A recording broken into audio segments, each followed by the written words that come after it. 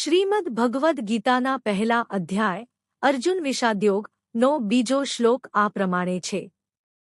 સંજય ઉવાચ દૃષ્ટ્વા તુ પાંડવાનીકં વ્યુઢં દુર્યોધનસ્તદા આચાર્યમુપસંગમ્ય રાજા વચનમ બ્રવીત. આ શ્લોકનું ભાષાંતર.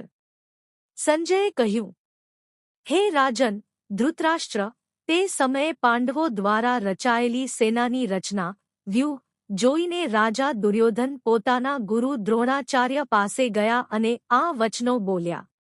આ શ્લોકમાં સંજય ધૃતરાષ્ટ્રને યુદ્ધભૂમિનું વર્ણન કરતા જણાવે છે કે કઈ રીતે દુર્યોધને પાંડવોની શક્તિશાળી સેનાને જોઈને ગભરાટમાં પોતાના ગુરુ દ્રોણાચાર્યનો સંપર્ક કર્યો અને તેમને પાંડવોની સેનાની શક્તિ વિશે જણાવ્યું.